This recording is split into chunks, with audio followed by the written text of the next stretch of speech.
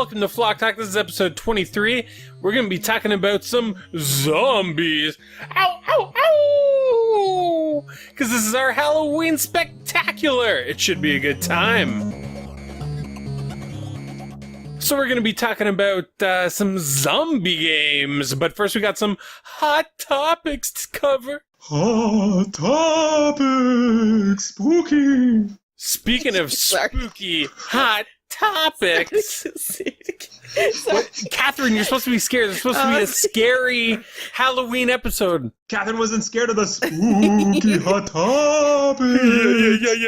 Yeah. The problem is we have our video running too, so I can see Chris's face. Spooky hot topics. Are we running with this? Yeah, we're running with it. Oh, yeah, we are. Who wants to go first? I never ask you to. Oh, what's your hot topic, Chris? I put down Octopath Traveler and picked up The Messenger. And The Messenger is really good. Has anyone heard of The Messenger? Just from your tweets, I know nothing about it. I was playing Messenger a long time ago. MSN, baby. This is so good. Everything about this is great. Is it just like MSN Messenger? No.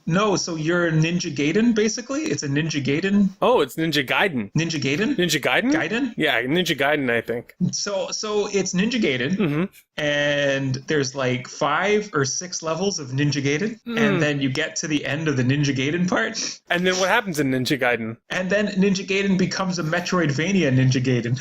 Oh, so you have to keep going back in Ninja Gaiden, and you have to see the parts of Ninja Gaiden you haven't seen before. Yeah. What, am I saying this wrong? Am I, is this... Is the Ninja Gaiden stuff as hard as the actual Ninja Gaiden? No, actual Ninja Gaiden is...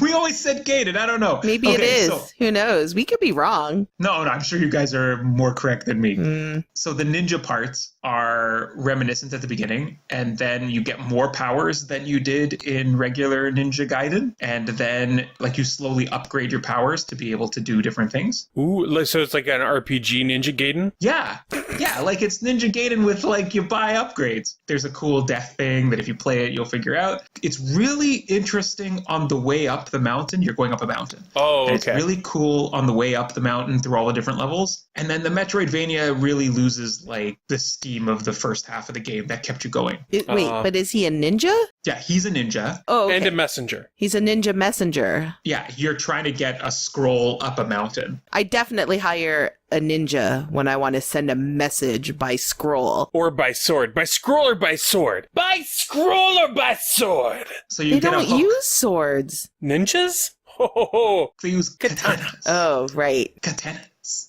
No, they're katanas. Yeah, they're katanas. Katanas. You say tomato. Katniss. But once you get to the top of the mountain, you are sent forward in time 500 years. This is spoilers, but screw you people. Play the game. Hey. So it goes forward 500 years in the future. And when you get to 500 years in the future, you're in 16-bit instead of 8-bit. And there's a whole thing about switching between the two. When you go back through the levels, there's ways to switch to the old 8-bit and switch to the 16-bit. I played a game like that. Adventures of Pip, right? Yeah, this just sounds like Adventures of Pip. Are you sure you're not playing Adventures of Pip? Is the scroll the original game Adventures of Pip that he's delivering, that he ripped off? Oh, you guys are pretty harsh with this Adventures of Pip. Let me buy the Game of the Year edition, huh? Adventures of Pip. Give me a how break. long into the Messenger is it before it gets to the part that you spoiled for everybody? It's about 8 hours. Shut up. No, it's not. 7 hours. Yeah. What? Now everybody... You just ruined this game for so many people. If you watch the trailer, you know that it switches between 16-bit and 8-bit. It was one of the big things about the game that everyone was losing their mind over at the beginning of it. All right, well, I'll give this one to you. Well, that could just be an excuse because we haven't seen the trailer, so... It is pretty good. It's losing steam, but I'm still on the train to finish it. Yeah, you know how Chris is, right? That train just goes straight to finish town every time. That train goes off the rails. I need to see the end. Choo-choo. I need to see the end of this story. How will the story end? How many people have you left waiting in train stations, Chris? Just waiting for somebody to show up who never does. I'm not known for finishing games. I play enough of the game to figure it out. Then I've had enough. So I can officially not play Bloodborne, right? Sure. It's up to you. Play Adventures of Pip again, I guess. I never even finished Adventures of Pip. It's on our Wii U. It's good, though. Go play your Wii U. Did we kickstart it? No, I don't think so. It was... I think we need to have a lengthy talk about what we kickstart. Oh. But I've been playing a game on the Game Pass, Xbox Game Pass, Kathryn, because I was like, you know what, maybe we should cancel this. Yeah, it's you no told good. me, let's cancel Game Pass until there's something that I want to play, and then you just started playing a game, and now I can't cancel Game Pass. Yeah, it's called Rage. It's a Bethesda ID publishing or ID software. It's a little game called Rage. Don't know if you've heard about it. It's kind of a mix of Doom meets Fallout meets Wolfenstein. You're in this kind of like Mad Max Meets style. Mad Max. Well, that's kind of like Fallout 2. But yeah, meets Mad Max and meets Myles for the first time because I haven't played it before. It really looks like Mad Max when you're driving around your little dune buggy or whatever that thing is. It really looks like Mad Max. Yeah, and there's kind of like this steampunk atmosphere for a lot of the characters. And How old is the game? Do we know? The game is like over 10 years old. Oh. It's an upscaled version of Rage for the Xbox One X. It looks really good on the Xbox One X. Yeah, You're going they to don't have to pay get an us. Xbox One X in order to see it, how good it looks. This show sponsored by Xbox and Monster Energy. Yeah, I think that the game is rad. I just wanted to play it a little bit because I know that Rage is coming out again. They're making a new one, and I wanted to get a taste of what the original was. And I really can't put it down. And that's saying a lot because we just came off Spider-Man, and we beat Spider-Man in 4 days. Yeah, that was kind of nutty. We platinumed Spider-Man in 4 days. I guess we buried the lead on this one. How many hours did you take to finish the storyline of Spider-Man? It was a little bit weird for us because we kept everything, all the side missions and all of the collectible stuff, we kept doing it as we played the story. I think the story itself is maybe 20 hours, 25 hours maybe? Yeah, maybe even less. Maybe less. Yeah, it can't be as much as doing all the side stuff. So 15 hours? Yeah, something like that. We rent. Why? Don't you? 15 hours sounds like my kind of game. Yeah. I still think you'd find a way to not finish it. No, you would finish the story. Yeah, You would finish the story unless, like, I mean, I don't know if just beelining the story, if that leaves you underpowered, if there is such a thing. Like, if you don't do enough to, like, get better upgrades and stuff, maybe the game is challenging. Too challenging. We kind of like, it wasn't necessarily easy, but we got to know. It on normal. So. Yeah, we played on normal. No, I liked that their normal was called amazing. So we played it on amazing because we're amazing. But yeah, it was a ton of fun. And then you switched to Rage. Yeah, and I switched to Rage. Spider-Man was pretty cool though. We passed the controller back and forth when we played through it. I think it's game of the year. Kathryn, what did you do other than play Spider-Man? Okay, so I played some indie games on Steam for the first time in a million years. Whoa! Because you were playing Rage. So you sat down at the computer. I sat down at our computer and I played this game. It was recommended from my friend Colette. She played this game called Hidden Folks on her tablet and she showed it to me and I was like, it looks like so much fun. It's essentially just a hidden object game, but it's these little tiny hand-drawn animations of little people in like big landscape settings. So it'll be in a factory and it'll just be wall-to-wall factory with like little animations of like conveyor belts and cars and robots and things like that. And then at the bottom it shows all the little people you need to find in these landscapes. And so you can zoom in on areas and you have to find like very specific little people or sometimes very specific little items. Like it could just be, somewhere around here there's a rock that fell from the sky. And then you have to try to figure out for each item and each person they give like like a little clue, like Johnny fell asleep while building a fire camping. And then you'd have to kind of like look around and find a campsite and then try to find a tent and then open the tent and then try to find the guy sleeping in a tent. But there could be like 30 tents and you got to find him. It doesn't sound great as I'm describing it, but... No, that sounded good. That sounded like a good game. It's really fun, and it has like really fun animations, really fun noises and stuff. It's like black and white, right? It's just black and white. When I beat it, I tweeted a couple pics of it. I think there were like maybe 5 levels. There was like a winter level and a factory Summer level and an autumn level. There was no summer level, but it said future level beach. So that one's actually coming out.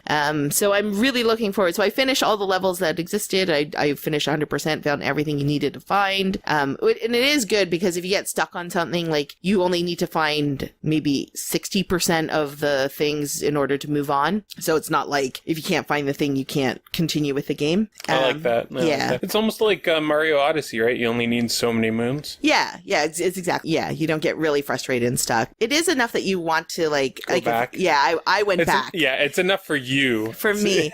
Well, I would get frustrated because I couldn't find something. So I'm like, fine, I'll just move on. But then if you take a little break from a scene and then go back to it with fresh eyes, with a clearer head, not so angry, your mouse isn't broken anymore, then you can go back and find it. You know, that's how most people address work. That's how you have fun. That's how you game. Yeah.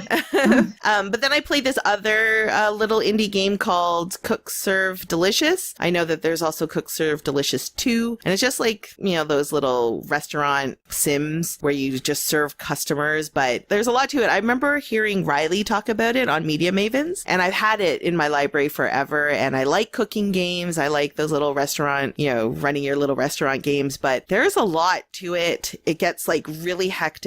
You get emails and you have to pay attention to the weather.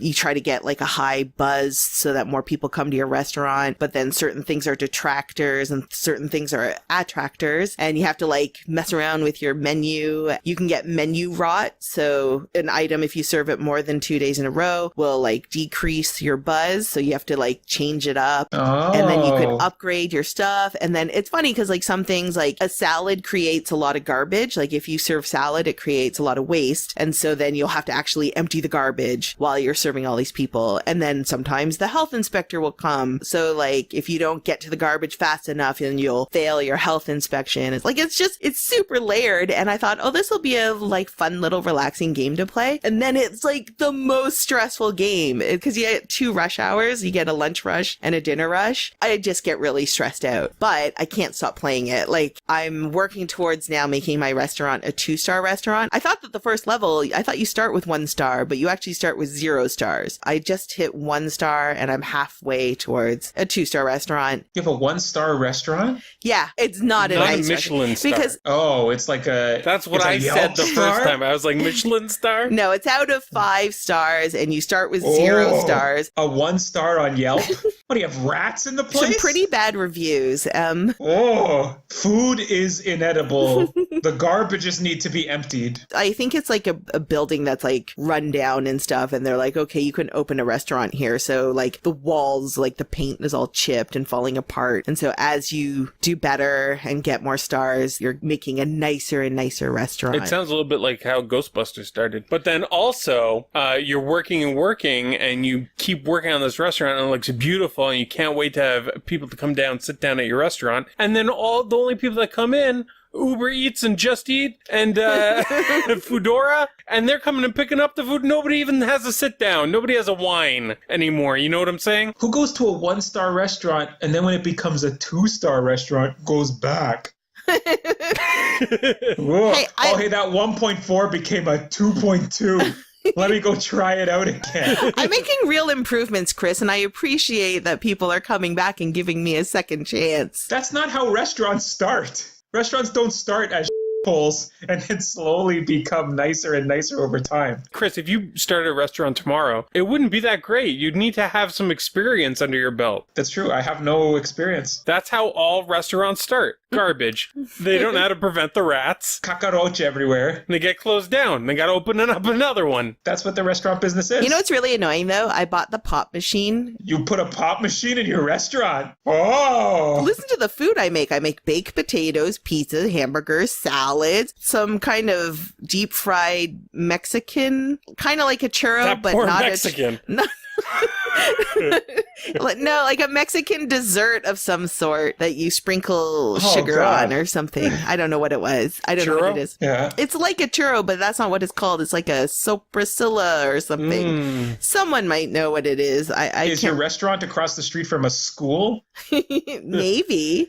We got fries. We got fries and vinegar. We got fries and ketchup. Do you have a little sign on the outside that says only 5 students allowed in at any one time? Because of the rampant theft? No knapsacks. No knapsacks. Stop stealing my Coke. I was just going to tell you that it's really annoying because there's some people who come in and just order water, sometimes with or without ice. No. And then No. I got the upgrade that includes a flavor blast or something. And some people come in and order water with a flavor blast. And do you tell them to take their shopping carts and leave your establishment? No, I serve it up because I don't want to break my perfect combo. You take your hobo things and get your hobo bum out of my restaurant. This is a 1-star restaurant, I'll have you know. You can't just come in here with your pet rat. We have enough rats here. I do also have a rat problem and I have to set rat traps. Of course you do. And I have to flush the toilet every now and then. The people don't even flush the... Who's coming to your restaurant? I These are 1-star people coming to the 1-star restaurant. This is less of a restaurant, more of a toilet. I'm living the American dream, Oh, God. I The think. patrons don't flush. I want the kind of people to come to my establishment, you know, the kind of people who flush.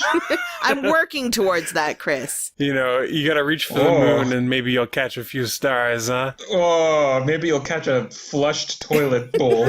So, Kathryn, what you're telling us is steam, not just a bunch of hot air, huh?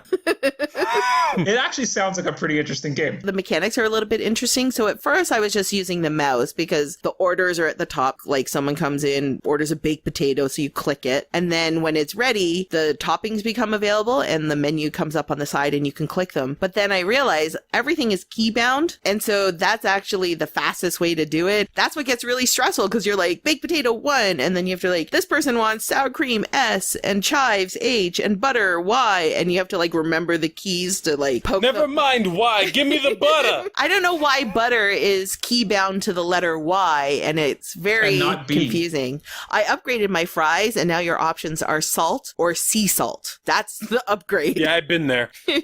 Anyway, to that it's restaurant. actually pretty fun, and I'm looking. I don't know if I'll be able to finish it because it's very hard. It gets pretty challenging, but Even harder than Overcooked? It's because you don't have a sous chef like me in the kitchen. maybe that's what it is. I don't have someone to boss around. So that's it for Hot Topics. We're going to move on over. We're going to shamble on over to zombies. I want to suck your brains. Zombies. Hey everybody, we'll get right back to the show. Sorry for interrupting. Bill here from STC Pod. I want to tell you about another great podcast, Dollar Dorks. It's an entertaining discussion on collection, how to start one, how to grow it, and even sell, all without losing money. Derek from Two Dorks YouTube channel moderates a rotating roster of experts, keeping the show always fresh and fun. Find Dollar Dorks podcast on the 13th of every month on the Two Dorks YouTube channel or search for Dollar Dorks RSS on iTunes and Google Play. Zombies. The lifeblood of horror games. They started a long time ago, and still today, they're here to stay. The irony of it being the lifeblood when they have no life. Or blood. They Zombies. have blood, don't they? Maybe I don't know, maybe a fresh kill zombie. I played a lot of zombie games. I remember the first time I saw Resident Evil, I was like, what's this? And turned out to be about zombies in a mansion. And even though the writing was terrible, I loved it. But we've talked about horror games before. We talked about Resident Evil before. What are some zombie games that we haven't spoken about? How about you, Chris? Do you play any video games, zombie games? I don't know. I don't think I've ever played a zombie video game, actually. Really? Yeah, I don't know. How about Zombies Ate My Neighbor? I never played that game. Neither have we. I played games with zombies in them, as zombies as a thing. Yeah, The Last of Us. Have you played that? Yeah. Okay, I played The Last of Us. Yeah, that's a Yeah, zombie alright. game. Yeah, it's okay. Did you play The Walking Dead, the Telltale game? I did not. But I played the Game of Thrones Telltale game, so we probably played the exact same game. Let's just talk about that then. How many zombies? Oh, is the mountain in it? Isn't the mountain a zombie? Oh yeah, the mountain's a zombie. There you go. Wait, there's actual zombies in Game of Thrones, guys. There is. There's The the Frost Lickers. Yeah, the Frost Lickers. Lickers. They live up in Yeah, the Frost Lickers. They're from behind the wall. Their tongues are stuck. they live up in to the Christmas wall. Town. They live with that guy who has all those daughters. Yeah. Who's up to no good, that guy. His name is Jojo the Christmas Clown. And speaking of clowns, sometimes they're scarier when they're zombies. Brought it all the way around, like in that game, Dead Rising. I don't know if you've played it, but there's a scary clown in it. Really? Who isn't a zombie, actually. That's kind of a non sequitur here, but So you failed. I failed. There's a crazy clown and tons of zombies. I think the only Dead Rising I played was that Chop Till You Drop because we The played one on it. the Wii? Yeah, because we played it on the channel, and I was like, "What is this game?" You're like, "You just gotta fight zombies in the mall." And that's all it was. You know what I liked about that Dead Rising game? We were able to put knives in the front of our shopping cart and then run into zombies. Oh, yeah. And, you know, that's something that I haven't seen done in very many games outside of Dead Rising. Like in Spider-Man, he couldn't push around a shopping cart with knives on the end of it. Spoiler. Yeah, I mean, Someone's maybe... probably really looking forward to the shopping cart level of Spider-Man, and now they know it's not going to happen. I'm sorry, everyone. There's a really good zombie board game called Dead of Winter. We've probably talked about that on here. Have we spoken about Dead of Winter But- on here, you think? I don't know, but let's do it again. Well, we're doing it again. If you've heard Dead of Winter already, you're hearing it again. Dead of Winter is a semi-cooperative board game about you have a zombie colony, and sometimes you have to go to the gas station or the library, and you're all kind of working together to try to keep the colony alive, and you all have secret goals that you need to accomplish. One of you might be betraying the colony, but one of you might just be trying to hoard all of the gasoline for themselves because that's your specific thing. The horror is from the zombies, but really the horror is from the other players and what they're trying to do. The idea that someone may potentially be in it for themselves, but also maybe no one's in it for themselves. Yeah. It's just the paranoia, just the idea that it could be someone, that someone could be working against you, creates a whole, like, tension in the game when you're playing, and it might just be founded on nothing at all, because maybe everyone's supposed to be working together, but just the little inkling of doubt that you have makes, and you know how I deal with doubt against other players. I turn on people. You guys only played it with me the one time, right? And it was... we played it two or three times. We played it twice with you. Okay, cool. We should play it again, though, because it's been a while, and I remember liking it. We should totally play Dead of Winter again. That's a game for us. Now, are there expansions for Dead of Winter? There are. There is a whole other game that they came out with called The Long Night that is just Dead of Winter, but with other stuff is a standalone game. Oh, interesting. So you don't even have to own the original Dead of Winter. I don't own that because apparently there's no point in owning both, but if you're going to buy one, buy The Long Night. Don't buy the original, buy The Long Night. But if you have the original, don't buy Long Night is what I think the general consensus is. Okay. Now, when is the Dead of Summer coming? The sequel to Dead of Winter, actually, thank you for asking. The sequel to Dead of Winter, it's set in space with aliens. Okay, so just called Aliens? Yeah, probably just called something about aliens, something dead of space. There's something about aliens? There's just something about aliens. Dude, where's my alien? Ooh, no? Am a alien? Alien Deus? But I love Dead of Winter. Actually, the very first board game I played outside of like the Monopoly and Payday and all that stuff, even before Settlers of Catan, I played a board game called Zombie or Zombies, where it's a tile game and you're trying to escape a town before the zombies overrun it. Oh, right. Is it any good? I really enjoyed it. This is before I ever played Settlers of Catan, keep that in mind. Yeah. So like a long time ago. And then I remember trying to get back into it, and it's basic. It's too basic, right? Too basic. It's But too basic. it's probably a pretty good entry-level game. Yeah, Right? sure. Sometimes basic is good. Like, you need to have the full spectrum of difficulties. Oh, yeah, because Dead of Winter is not exactly a just jump into a board game, right? It's kind Yeah. of for people that know board games. The game can overcome it by the theme. Like, if you want to play The Walking Dead, the board game,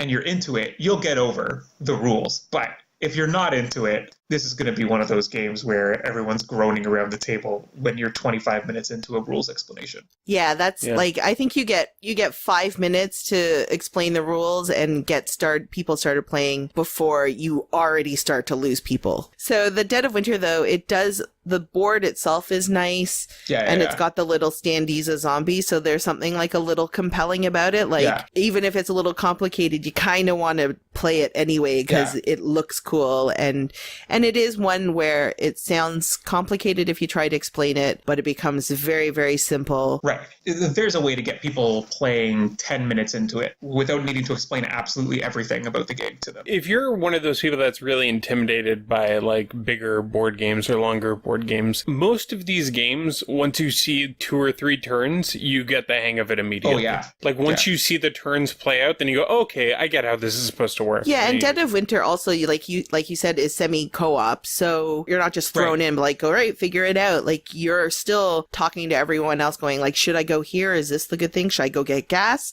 Or should I get food? And stuff like that, right? And people can help you figure out your moves. I think it's a pretty good game to get, like, if people are into zombies, it's a really good way to get them also into a little bit more complicated and involved board games. Yeah. Let's call it intermediate. Yeah, and board games are the best couch co-op. Oh, listen to you. I would say it's just, there's more on the line, couch co-op, than a video game, because... Oh, yeah. It takes a lot more... Investment. There's more investment. Yeah, there's a lot more riding on it. And you have to be social. You don't have to be social when playing video game. But speaking of couch co-op video games, Myles and I have been playing a zombie-themed one called Zombie Vikings. I couldn't remember. Zombie Vikings. Ragnarok edition. Yeah, and it's just like a beat 'em up, right? A side scroll. Is it side scrolling? It's like a side scrolling beat 'em up. Side scrolling beat 'em up. But we're playing it and I'm kind of enjoying it. And then Myles is like, I don't know why people say this is the worst game ever made for PS4. I'm like, oh no, really? Yeah, people hate this game and I don't see it because I played Shaq Fu. So I already know what the worst game on the system is. I rented Spider-Man 64 for a week. That's not on the PS4, No, though. that was the worst game ever. Well, not on the PS4. I don't think they ported it over. No. And Superman 64 is the game that people... Did I not say Superman 64? Oh, I thought you said Spider-Man. Yeah. Oh! You meant to say Superman, dummy. Idiot. Oh.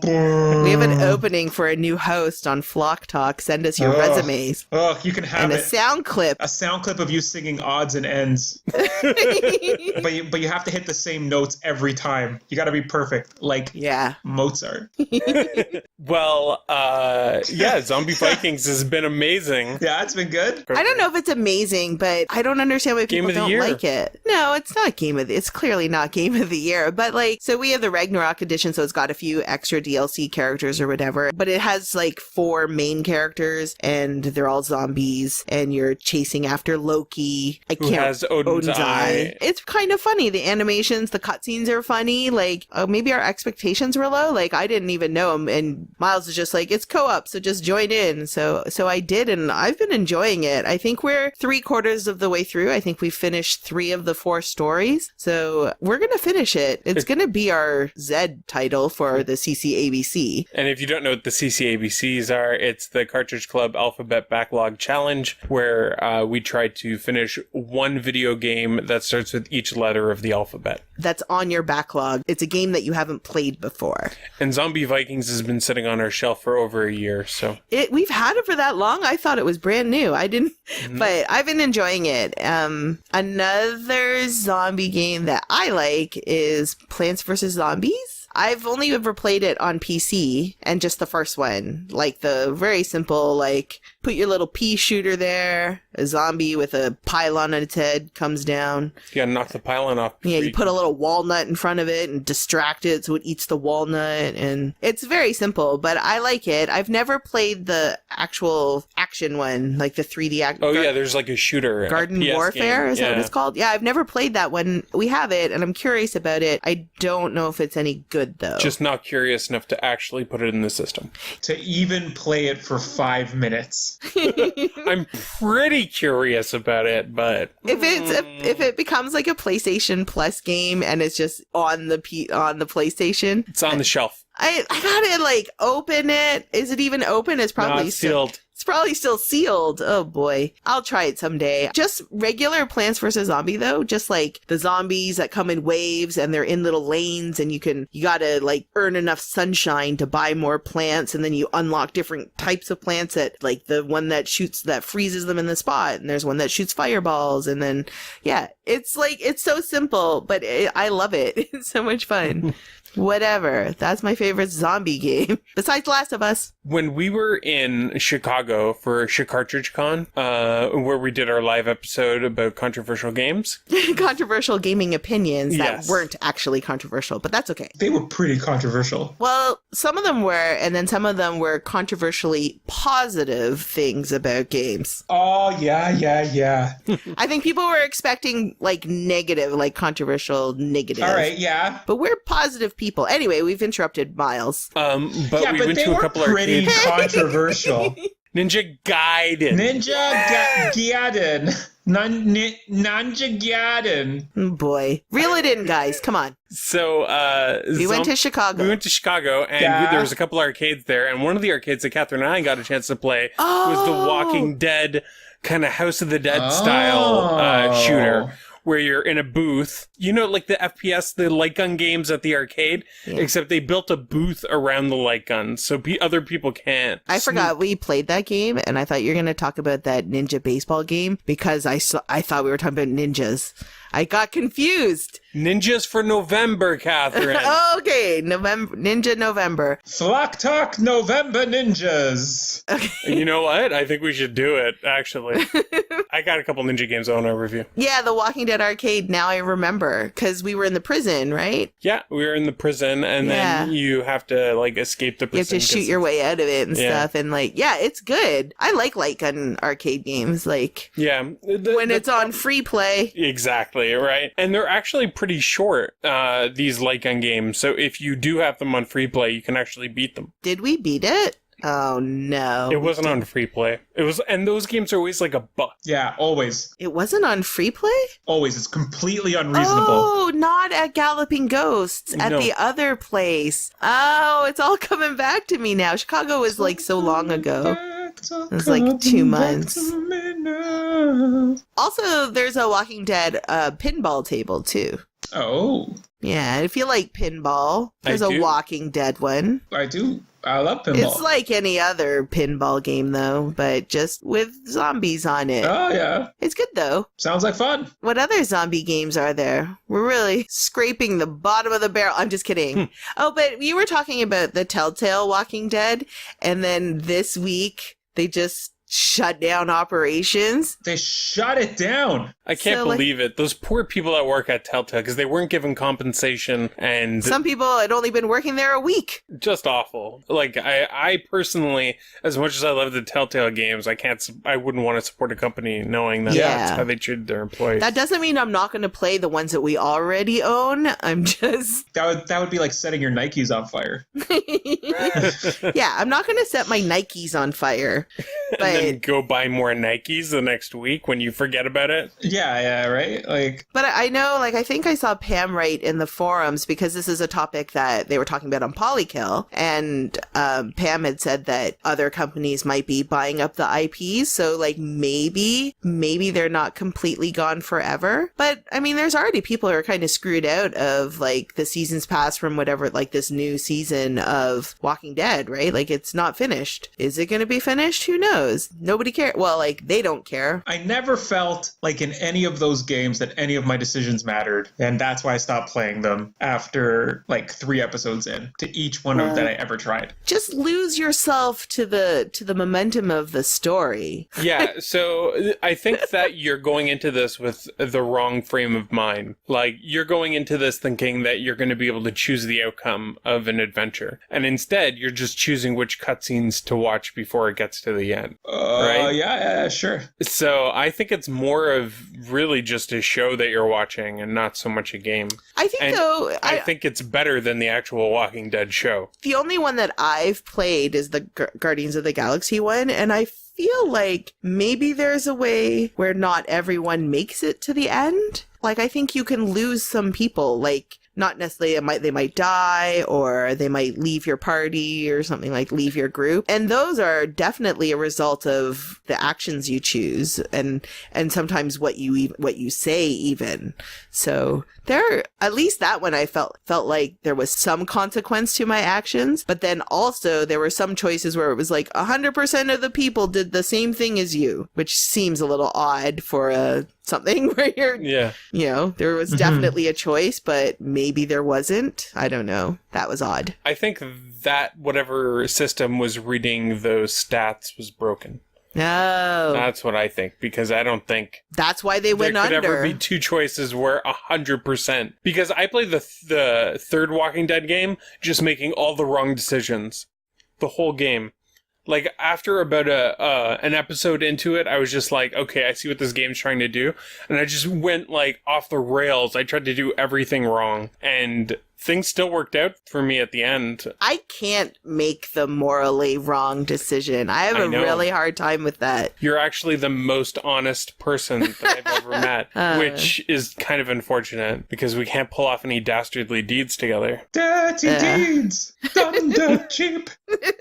You see, you would never make it out of a zombie apocalypse, Kathryn, because you're way too nice and you're way too honest. Sometimes you have to steal that jar of cherries off that old woman. Why does the old woman have a jar of cherries? I know. She should have had it stolen from her for a long time ago. It's the only jar of cherries in the whole world. I think we learned a few things, one of which is that The Walking Dead is no bueno, generally. That's a no bueno. The entire show. The show, yeah. And zombie things, generally meh. Generally meh, but there's only a few things that have really risen to any kind of good level using zombies. And it's because they're mostly a played out genre of horror. Is there a good zombie show? Do you guys like iZombie? No. No? No you bueno. Do, though. You guys don't like iZombie? But it's iZombie. It's pretty fun. It's got that guy from Veronica Mars in it now. I like Zombieland. Guys, just so you know, Veronica Mars is coming back. They're rebooting it with Christian Bale. Oh, it's the undead.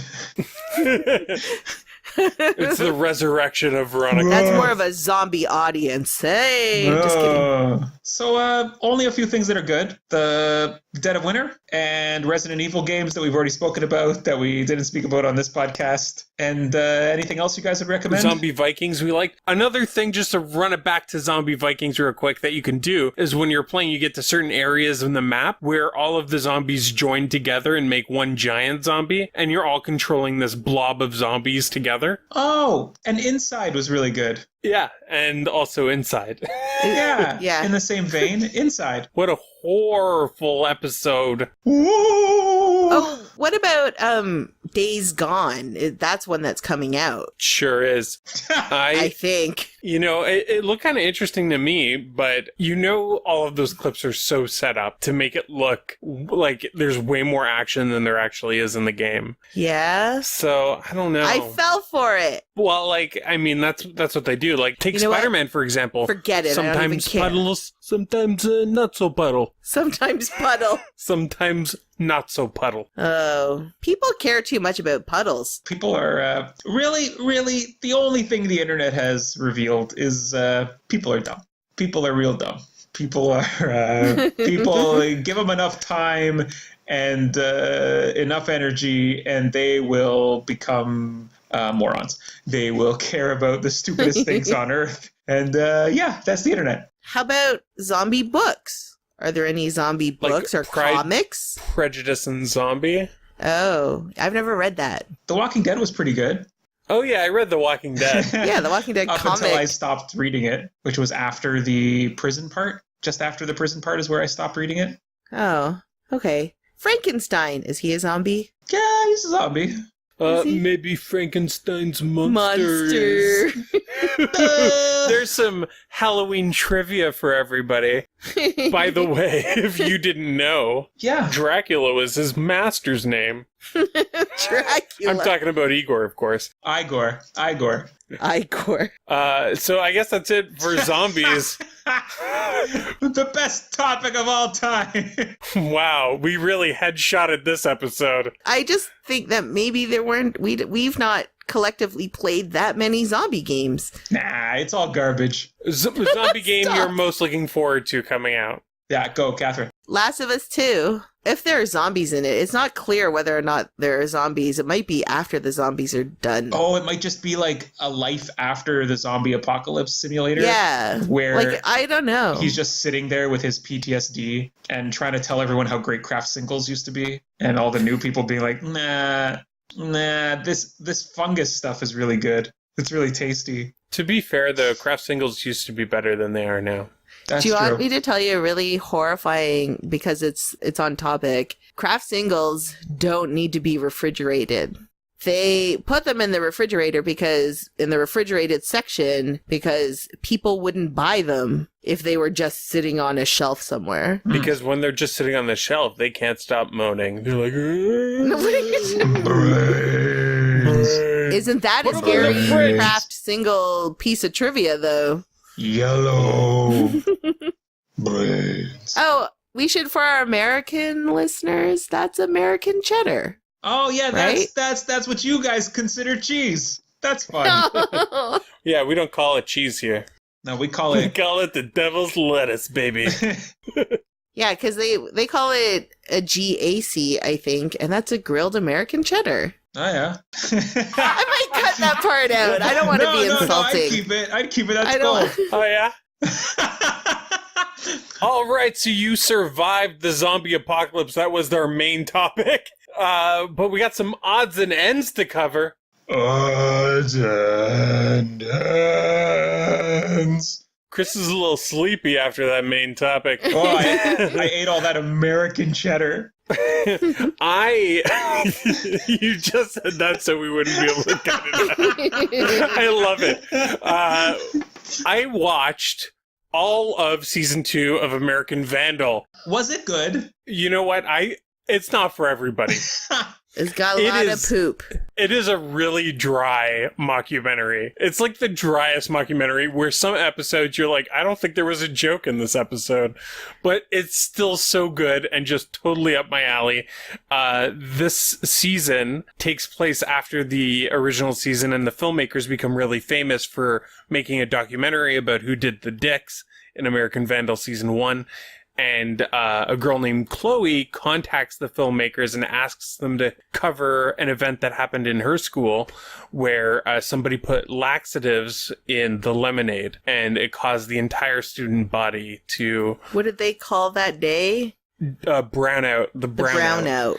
It was like everybody running around holding their butts. Kids using their lockers to poop in. 'cause Lots of explosive poops. Oh, okay. Now So I want it's to watch it. pretty scatological. And Nice. the big twist comes at the end of the first episode, and I felt like they kind of pulled the trigger a little too soon on it. Oh. But if you have seen American Vandal season 2, PM me at Flock of Nerds on Twitter, and we can discuss. Or is it called DM? Yeah, DM me. DM. Yeah. DM. PM him. Private message, direct message. You're saying that they couldn't hold it in? It was a real poop storm. I'd be curious to see what you think, Chris. I mean, I don't imagine you'd get through the whole thing and finish the season, but I think that you'd watch a couple and then quit. Yeah. There's also a kid in it named Myles who spells it with a Y, so then Myles is like, this is the best show okay. ever. He's 10 years old and he knows all the best bar mitzvahs. Yeah, he's pretty fun. Cool. Do you have any odds and ends, Chris? Yeah. I started watching Avatar: The Last Airbender. The Huh. anime, or I guess what do they call it? It's an American anime, right? Yeah. I'm on the 3rd episode. Is there a new one, or is this the old The one? old one. It's on Netflix. Oh, okay. Did you guys ever see it? I've heard good things. I didn't even think you watched anime. This one's pretty good. I'm pretty impressed. I'm 2 episodes into it. I watch it while I go to the gym. Not bad so far. Huh. Yeah. Do the other people at the gym make fun of you and call you a dweeb? No, because it's early and nobody ever looks at each other in the eye. So That's how I like it. That's how I like my life. that's how I like my gyms. Quiet. Does it make you want to watch other anime, or do you think No. it's just this one particularly? Or is it just like the anime that was directly made by the people who work at YTV? Is that the stuff that you like? Is that the highest echelon of anime? No, what, you know what? What's YTV? That's rude. That's Youth television? Oh. what, like youth. reboot? Like reboot? Like reboot? Like a reboot? Like, are you watching ah? that reboot show? Are you in your room again, rebooting?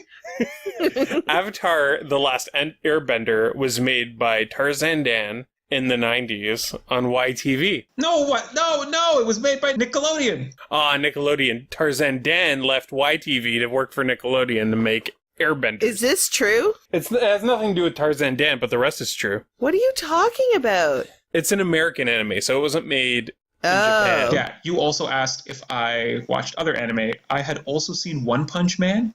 Have you guys seen One Punch Man? I think we Yeah. watched one episode of One Punch Man, and that was all we needed. Oh, I think I got like 10 episodes into One Punch Man. I like it. I really liked One Punch Man. I actually didn't really pay attention. So it might be fine. I might actually Oh. like it. I'll give it another shot, maybe. You'd give it another punch? One punch? One more punch. One more punch. One punch more. One punch.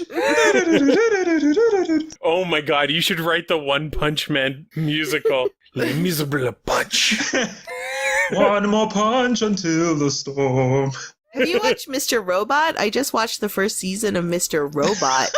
It's just us talking about TV. Yeah, the first season of Mr. Robot was really good. So the first time we saw Mr. Robot was when it won like an Emmy or something. Yeah. And they were all on stage, and Myles and I had just finished playing Until Dawn, and the guy who's in Mr. Robot, Who Remy plays Malek Freddie- or whatever. Yeah, Remy Malek. He was in Until Dawn, so that was the first thing I saw him. I'm like, oh, it's the guy from the video game. I didn't know it was an actual real guy, because like I knew that Hayden Panettiere was like, that was her, but I just didn't think that the other characters were also like mocap people who were actually animated to look like the voice actors. I don't know if they all are. But Isn't that wild, though, that you could recognize somebody visually from a video game? he's real weird looking. It's true. So- He's a young Steve Buscemi. If there was ever a movie about Steve Buscemi's life, they'd need Rami Malek to play Steve Buscemi. But yeah, so I liked the first season. It had some like pretty good twists at the end, and so I wasn't sure if I was going to keep watching it, but I think there's still one more season on Amazon Prime, so I'm going to check that out. I didn't love the beginning of the second season, so we ditched it. Oh, okay. Yeah. Well, I am not like you. I'll probably finish it. No, you'll watch things. You'll go all the way to the end. I don't just abandon things. Like, No. well, I might, but I have a lot of free time, so. We mostly watch various iterations of the Great British Baking Show and the Great Canadian Baking Show. So that's kind of what we're on right now. I like the British ones that are the charity ones with celebrities. Oh. Yeah, I only ever see them on YouTube. You can watch like full episodes on YouTube. But to get off of television, Myles and I, we went to TIFF this year, but it wasn't super like exciting or anything like that. But right now we're going to JFL 42, which is the comedy festival. And we saw like this incredible one night only improv show with Paul F. Tompkins and Mark Evan Jackson. And I don't know if you know Mark Evan Jackson by name, but he is he's in Brooklyn Nine-Nine and in The Good Place. He plays Captain Holt's husband, Kevin, in Brooklyn Nine-Nine. Oh, yeah. And in The Good Place, he plays, is it Simon, or is that his name? Saul? No. I don't know. Yeah, he plays Ted Danson's boss. Yeah. So anyway, they just did a one night only 2-man improv called Mr. Thompson and Mr. Jackson. And it's so good. It's pretty incredible.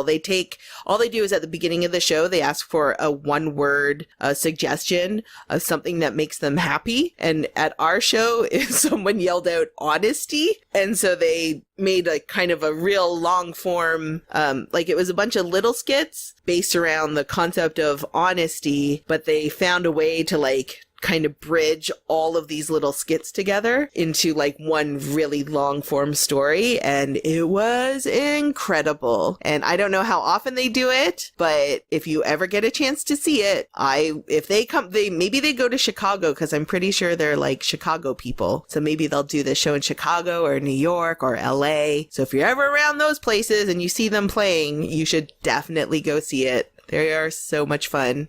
I second that. I also saw them, thought they were wonderful. I really appreciated that they both came out in suits. Yeah, they were came out dressed in up suits. real They nice. dressed up for it. It's a big day. It's a big event. They went to the Blue Jays game, too. They're super into baseball. I'm not too sure if they wore their suits there, though. No, I don't think so. But it was really fun. JFL's been really good this year. We're in the middle of it right now, so we still have our headliners and stuff. We're going to go see Hannibal Buress and Anthony Jeselnik, so we're really looking forward to that.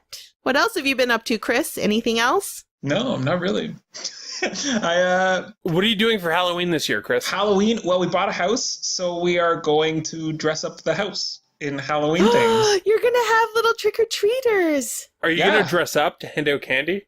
Yeah, I'm going to dress up like, I'm not sure. I was going to make a joke there, but I got nothing. My mind is drawing a blank. Maybe I'll throw on a Jedi robe. Just be a zombie. Be a zombie Jedi. Oh, a ninja messenger. Oh, I can be a Nanjigaden. Try to get nut-free treats for the children. No. It's 100% pure nuts. I'm gonna be like the guy that gets a bag of peanuts and just shovels them into the kids' thing, No. tainting all of their stuff. You're going to have some of these nuts and some of these nuts. These ones are salty nuts for you. And unsalted for you. Oh, the unsalted peanuts they just shovel into your bags. They Just didn't open care. wide. They didn't care at all. No. I'm going to hand out some raisins. Some delicious boxes of raisins. Nina wants to buy full candy bars and hand those out because... Oh, You wanna be that house. Yeah. You want to be the house. Oh, you got to go to that house over Yeah, there. but I feel like in my neighborhood, I'm just going to have like a lineup. You live in a dense neighborhood. Like Yeah. there's a lot of houses. Yeah, So it'll probably be a pretty popular street. yeah, probably. Get ready for it. Don't run out of candy. Don't be those people that run out of candy. No, we'll try not to be. Just All like right. really make an effort though. Yeah. Catherine's very worried. She's always thinking about the children. The children, she yells. Oh, watch out for Oh, the the children. Don't give the children the raisins. Or nuts. Don't give the children the nuts or the raisins. So, Chris, if they want to check out your nuts, where do they find you? I don't know what's my Twitter name. It's at Chris Gerardo. You're looking up your Twitter right now, aren't you? Yeah, I've got to go and look at the Twitter. The Twitter. What's my name? At Chris Gerardo. Find me there. I'm at K_song. And I'm at Flock of Nerds or at Milo the Great 1, number 1. Chris is getting a lot better with Twitter, and I actually mean that. I mean, he's still pretty terrible, but he's getting better.